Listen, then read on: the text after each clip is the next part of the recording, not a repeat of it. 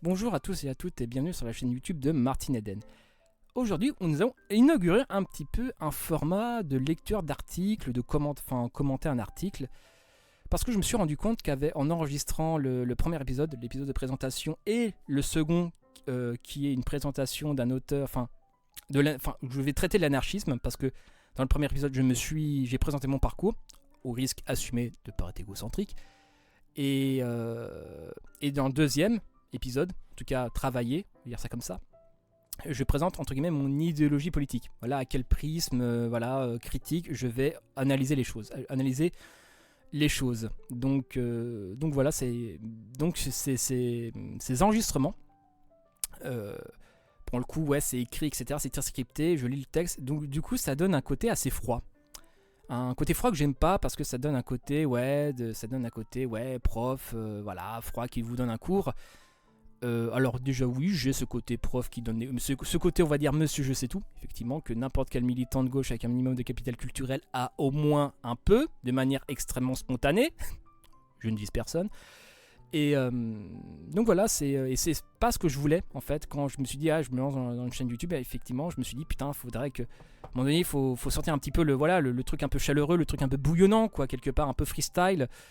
Parce que ouais, c'est un côté assez important, c'est pas se contenter de cette posture de monsieur je sais tout, ça me semblait être un peu vital, on va dire, que les gens sentent qu'il y a, au-delà des références bibliographiques et des sources, qui est vraiment quelque chose de bouillonnant et de quelque part un peu d'humain. Donc voilà, donc là c'est un peu l'épisode pilote, c'est un peu l'épisode, on lit un article, pas forcément un article très actuel aussi, mais ça peut être un article assez ancien. Et ça va être le cas aujourd'hui. Un article de Libération datant de 2005. Le titre c'est « Violé chez sa seconde famille ». Bon, déjà il y a tout un programme. Bon, alors, quand même, une sacrée note d'ailleurs que je compte dire. L'article va être grave. Enfin, en tout cas, cet article qui va être traité va être grave, gravissime. Mais il sera commenté de manière assez légère, assez drôle, mais c'est pas pour une volonté d'atténuer le propos violent, si vous voulez. C'est pour que le truc soit à peu près agréable à écouter. Mais surtout, voilà, vous ne vous trompez pas, c'est pour faire simple. Enfin, aussi, cet article, quelque part, par rapport à moi, il y a un peu une histoire, il y a un peu une anecdote, si vous voulez. Cet article a été un article important pour moi, pour sortir de... Attendez, il y a des problèmes techniques. Voilà, il y a des problèmes. C'était un article important d'un point de vue personnel, parce que c'est un article qui m'a permis de sortir de ma secte, qui a contribué, qui a été, comment dirais-je, une première forme de destruction, on va dire, de distance, on va dire, par rapport à une certaine prise de conscience extérieure, en tout cas de l'environnement qui m'entourait. Et pour une autre anecdote encore, c'est quand je sais plus dans quelle Fnac, je sais plus dans laquelle, je sais plus. Je me souviens, c'était une assez vieille dame, entre une cinquantaine d'années, peut-être un peu plus. Et en tout cas, elle avait les cheveux blancs. Enfin bref, je me baladais dans le rayon parce qu'il était à côté des rayons sciences humaines. Et à un moment donné, je vois les livres mis en avant par... je vais pas spoiler d'entrée, si vous voulez, la personne qui était mise en avant dans le rayon développement personnel et spiritualité. Donc, c'était mis en avant et ça m'avait crispé. Disons que visuellement, c'est comme si j'avais eu une constipation, si vous voulez. Voilà, c'est ce genre de choses. C'était assez... je bouillonnais à l'intérieur, je voulais tout cramer, voilà, ACAB, voilà, brûlons le Fouquet, déjà je faisais déjà le tuto du cocktail Molotov, voilà. À un moment donné, dans ma tête, c'était Bagdad, si vous voulez. Voilà, on en était là. Mais voilà, mais physiquement, c'était poker face, mais j'étais juste un peu crispé. Et donc, malgré tout, la dame a vu que j'étais un peu crispé, et voilà, elle m'a dit oui, elle m'a posé la question, oui, mais pourquoi vous êtes crispé, etc. Je fais ouais, le livre que vous avez mis en avant, voilà, pas vous personnellement en tout cas, mais qui est mis en avant dans les rayons. Et c'est un... Comment dirais-je? C'est un salaud, voilà, pour faire la chose très poliment. Je dis, oui, mais comment ça, c'est un salaud? Voilà, elle était fan du gars, c'était clair et net. En tout cas, elle lui portait une certaine admiration. Et après, je sortais à chaque fois j'ai sorti cet article. Et elle est arrivée à peu près au tiers, elle a arrêté. Et je crois que c'est moi qui devais la retenir de cramer le rayon. En fait, au final, tu vois, c'était assez drôle. Elle était scandalisée. Franchement, ça a eu un effet un peu d'eau bénite sur un vampire, si vous voulez, cet article. Donc, enfin, d'eau bénite sur un vampire. En tout cas, ça a eu un effet assez. Le même effet qu'à moi, quelque part, en fait. Parce que Pierre Rabhi, j'ai lu la moitié de sa bibliographie, le même temps que j'ai lu Alain Soral. Ah non, quand je vous dis j'ai été dans la secte et j'ai bouffé. Ah non, mais j'ai bouffé. J'ai bouffé de long en large en travers. C'était pas juste une expérience aussi, c'était juste. J'ai lu les livres, hein, si vous voulez, j'ai signé. C'est compliqué. Donc voilà, et donc la nana, enfin la dame, en fait, elle était. Limite moi qui devais la retenir, de cramer, machin. Bon, le truc s'est très bien passé, donc elle était. Maintenant, elle pouvait pas prêter. Enfin, maintenant, elle savait, donc voilà, elle savait. Mais elle pouvait pas enlever les livres du rayon, même si de son propre aveu, ça la démangeait plutôt énormément. Donc voilà pour la petite anecdote. On en est à combien de minutes de vidéo? On est déjà à 6 minutes, oh bordel. C'est un intro qui dure trop longtemps, bordel, je prends trop mon temps. Donc voilà, cet article de Libération, violé chez sa seconde famille. À 13 ans, Carole a été victime du gendre du couple qui l'a accueilli en colo chaque été. Procès à Privas. Par Jean-Pierre Thibaudat, publié le 5 novembre 2005 à 4h27, mise à jour il y a 25 minutes, et nous sommes le mardi 13 juillet, il est 16h23. Cet été-là, en 1999, Carole, le prénom a été changé volontairement dans l'article, 13 ans, retrouve la ferme de Montchamp perdue dans un coin d'Ardèche, du côté de Joyeuse, près du village de La Blachère. Elle y vient depuis plusieurs années. Elle est contente et s'y sent bien. Au début, il y a eu cette annonce de ferme des enfants punaisés dans l'école d'Écrolly qu'elle fréquentait à Saint-Mandé, près de Paris. Michel et Pierre Rabhi. Spoiler. Arrivé à Montchamp dans une ancienne magnanerie, après bien des aventures, s'était reconverti dans la nature. Pierre Rabhi allait devenir un personnage public, moins par sa candidature avortée à la dernière élection présidentielle que par son engagement écologique.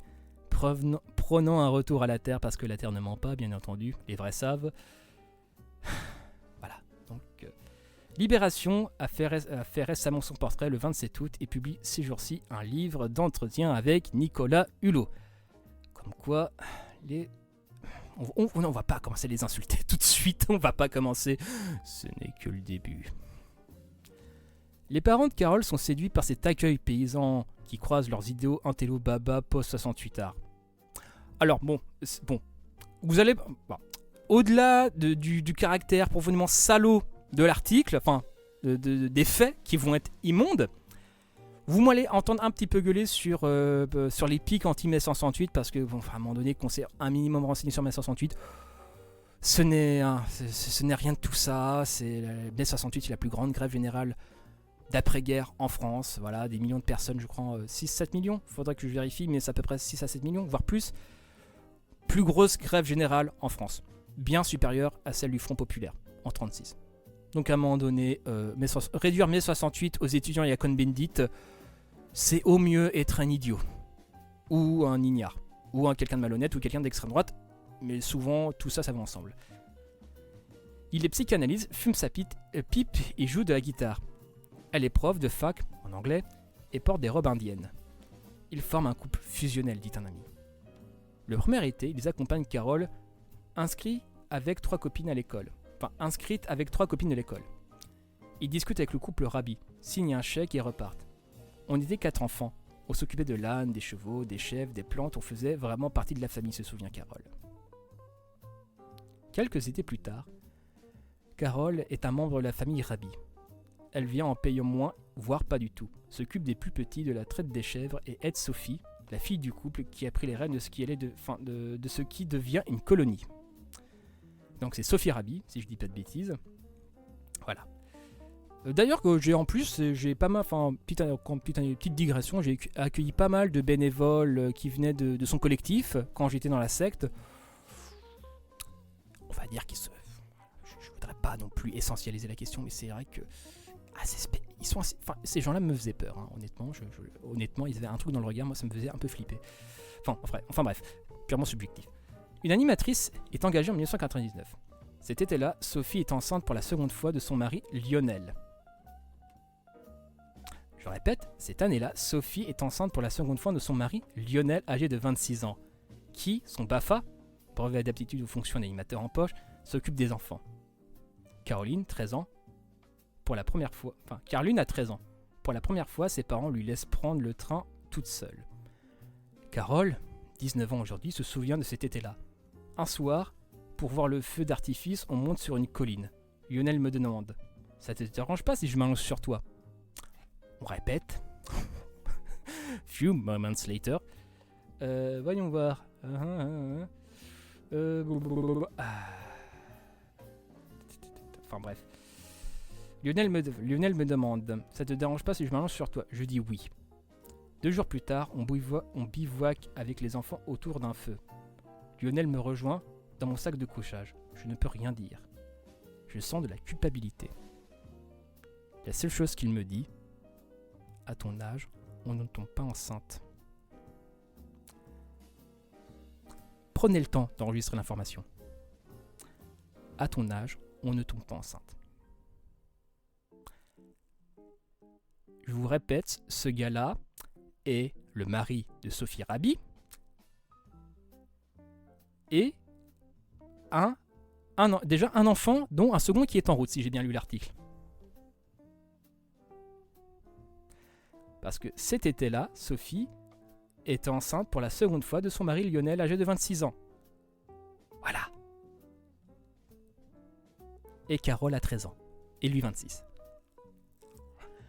Vous en déduisez. Et ce genre de... Autre anecdote, ce genre de pratique dans ce milieu-là, écolo, retour à la terre, mon cul, c'est banal. C'est extrêmement banal. J'ai vu infiniment pire. Et ça fait, je vous le garantis que ça fait tout drôle. Oh, à ton âge, on ne tombe pas enceinte. Cela se produira 5 fois dans différentes circonstances. 5 fois. À chaque fois, enfin bref. Rentrer à Paris avec la trouille d'être enceinte et d'avoir chopé le sida, elle raconte les scènes à sa meilleure amie qui les résume d'un mot. Viol. Et je pense que c'est une qualification objective. D'ailleurs, n'hésitez pas à commenter. Mettre dans la section commentaires est faite pour ça d'ailleurs. Je veux dire, pour les faux que je demande votre avis. Moi qui suis extrêmement arrogant, là je demande, voilà. Est-ce que pour vous, je pense que viol, je pense que c'est un mot qui, voilà. Je pense que c'est posé, c'est objectif. Voilà. Les gamines appellent le planning familial. Elle a ses règles, oui. Carole envoie un mail à Lionel. Elle lui dit que ce qui s'est passé ne doit pas se reproduire. Elle lui enverra d'autres mails disant qu'elle l'embrasse fort. Lui évoquera leur secret. Les Rabi constituaient sa seconde famille. Bon, en même temps, un retour à la terre plus un truc incestueux. Oui. On est idéologiquement, on est plutôt raccord, j'ai envie de dire. Ben voyons, mon cochon. Enfin bref. L'été 2000, Carole retourne à Montchamp. Elle se rapproche de Vianney, le frère aîné de Sophie. Donc le beau-frère de Lionel, c'est ça. C'est qui lui permet de tenir distance Lionel, qui la poursuit encore. Mon Dieu, que je... On va se taire, voilà, on enchaîne.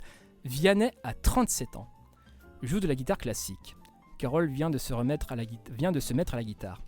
Quand mes parents viennent me chercher, je présente Vianney à mon père, qui est subjugué par ce type, parti de rien qui donne des concerts à travers la France.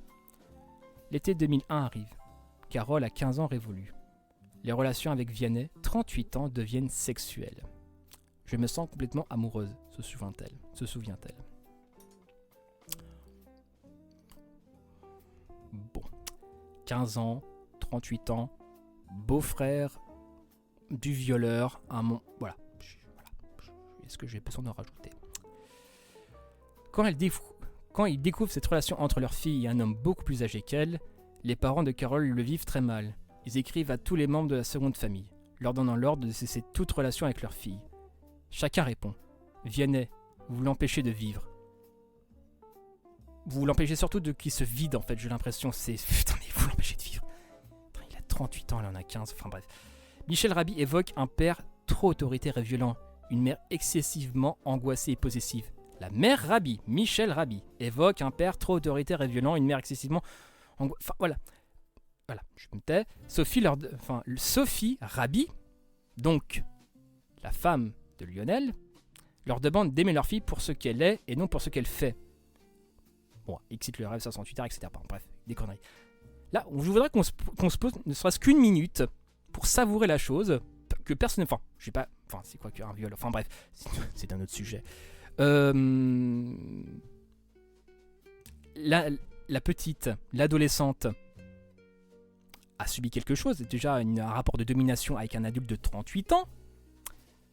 Mais... retournement accusatoire, ce sont les parents, trop autoritaires et violents, une mère excessivement angoissée, vous l'empêchez de vivre. Voilà. C'est le retournement accusatoire qui vraiment, moi, me fait vriller. C'est ce truc-là, c'est avec ces gens-là, comme avec les conspirationnistes, c'est tout le temps ça. Le retournement accusatoire, limite, voilà. Souvent, je prenais ça comme exemple dans la secte. Genre, on me marche sur le pied, avec des chaussures de sécurité qui font 10 kilos, voilà. Je fais aïe. Non, faut pas dire aïe en fait. C'est dire aïe, ça m'agresse les oreilles. C'est toi le vrai salaud à dire aïe en fait. On est vraiment, enfin, je caricature beaucoup le propos, mais c'est ça en fait. Il s'est passé quelque chose d'assez grave. Et genre, non, en fait, c'est ta gueule, non, mais c'est comme ça, c'est vous les responsables. J'avoue que le truc, ça en dit long, très très long, sur l'empathie de ces gens qui se prétendent être dans la conscience, être dans la vraie vie, être dans l'échange réel. Non, c'est des conneries. Ces gens-là sont des salauds. J'ai vu très peu d'exceptions. Il y en a des exceptions qui croient réellement au truc, qui sont réellement, entre guillemets, bienveillants, entre 8 paires de guillemets. Et tous les gens qui fréquentent ce milieu à hauteur de mob... Bon, après, c'est étude, hein. Du haut de mon expérience personnelle, on peut dire légitimement à hauteur de 90%, ce sont des salauds. Point. Des gens autant fascinés par la pureté, c'est qu'ils ont quelque chose à cacher pour moi. Enfin, c'est aussi ça, en tout cas, c'est ce que je pense profondément. Enfin bref, pour le coup, c'est purement subjectif. Hein. Après, ça n'a pas la valeur d'une méta-étude, on est d'accord. Tout se dégrade. Les relations entre les parents et leur fille aînée. La cadette qui en subit les contre-coups. Le corps de Carole, sciatique inexplicable, acné atroce, anorexie. Elle perd près de 15 kilos. Et par là-dessus, fugue, où elle retrouve Vianney, avec des résultats scolaires en chute libre. Elle qui était plutôt brillante. Parce qu'effectivement, quand t'es réellement amoureuse, effectivement, t'as ce genre de conneries. Oui, quand t'es amoureuse, tes résultats chutent. Voilà, c'est... Enfin bref, elle était totalement sous l'emprise du mec. Voilà, c'est... C'est pour cette dernière raison que la copine rapporte aux parents ce qu'ils ne savent pas, le viol. Carole finit par raconter. Le monde des parents s'écroule. On est dans les conséquences destructrices de mai 68, on s'est planté complètement. Bon, là, qu'est-ce que mai 68 a à voir avec ça? Bon, à un moment donné, c'est... Bon, là, libération, j'ai envie de dire quelque part, souvenez-vous d'où vous venez. Hein, dans quelles conditions votre journal est né? C'est des maoïstes après 68, Jean-Paul Sartre, Sartre, hein, à un moment donné, faut... Enfin, à un moment donné, à ce niveau-là, c'est freudien quelque part, tu vois. Autant cracher sur son origine. Enfin bref, ils prennent contact avec l'association Enfance et Partage qui les oriente vers un avocat. Dans le cabinet de ce dernier, le père a un malaise cardiaque. Un troisième quelques mois plus tard lui sera fatal. Le père est mort. Voilà. Il n'y a peut-être pas un lien fondamentalement de cause à effet, mais on avouera quand même que le tempo, en tout cas le timing, est quand même est assez curieux. Et surtout, putain, la pauvre petite, quoi. C'est vraiment la descente aux enfers. La descente aux enfers, putain.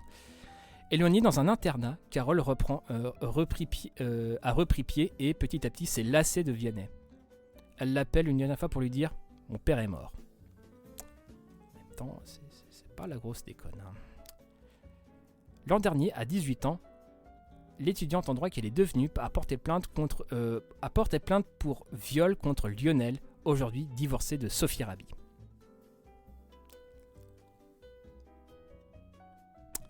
Ouais. Non, voilà. Elle a fait ce qu'elle a fait. Elle a fait ce qu'elle devait faire, en fait, tout simplement. Et elle a eu le cran de le faire. Tout à son honneur. Il est là, ce mercredi. bien seul, planté à la barre du tribunal correctionnel de Privas. L'affaire ayant été correctionnalisée par le juge d'instruction. La présidente Char l'interroge, évoquant les scènes avec Carole, mais aussi avec d'autres petites filles. Il y en a eu d'autres. Formidable. La première fois que vous avez dit à Carole « Je suis un grand frère qui va t'apprendre », vous trouvez ça normal ? Lionel baisse la tête, dit que depuis, il a fait un travail sur lui-même. Sur lui-même. Sur un banc, la mère de Carole tient sa fille par la taille. C'est une audience feutrée. L'huissière va et vient sur ses talons sonores. Seuls les hommes en robe se font entendre. Carole a depuis longtemps essuyé les larmes qui lui sont venues après avoir été interrogée. Son avocat, maître Constantino, venu de Paris. Carole attend comme toutes les victimes que l'on reconnaisse pour ce qu'elle est. L'ombre du père mort plane. L'avocat de Lionel, maître Foster, se démène pour trouver les ambiguïtés du dossier. Une peine mi-chèvre, mi-chou est demandée par le procureur. 18 mois, dont 6 fermes et un suivi médical. Jugement le 7 décembre.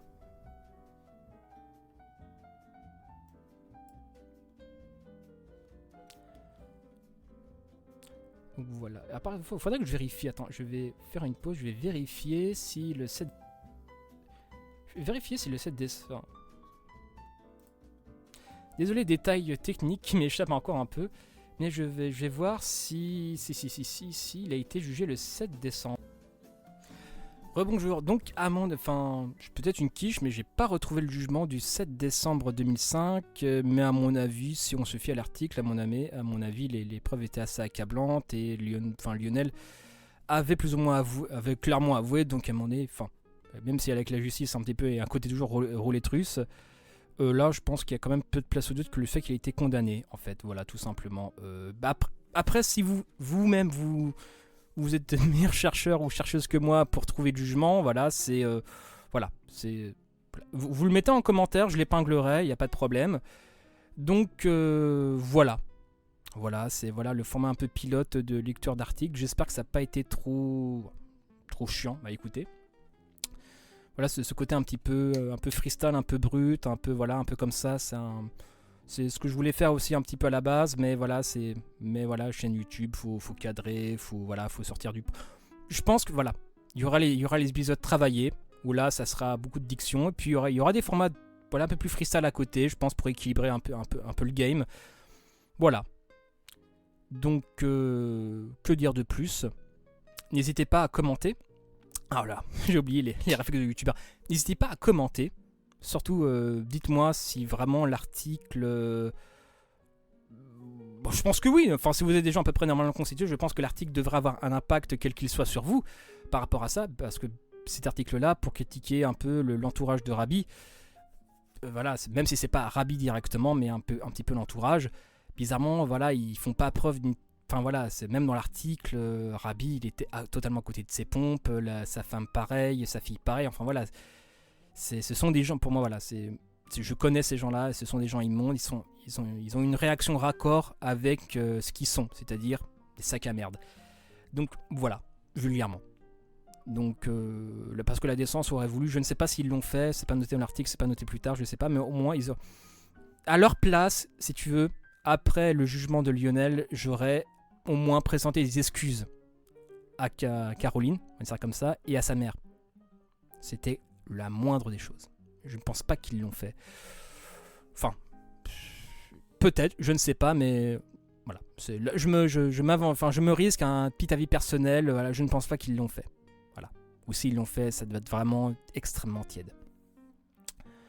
Donc voilà, n'hésitez pas à commenter, n'hésitez pas à donner votre impression, à dire aussi le format aussi. Peut-être que le ton était trop léger, enfin peut-être j'en faisais trop, enfin même si fondamentalement je pense pas en avoir trop fait. Donc voilà, n'hésitez pas à commenter, c'était un ballon d'essai, voilà, dans toute son imperfection. Voilà. Enfin bref, voilà, c'était Martin Eden en direct du Goulag, bisous à vous.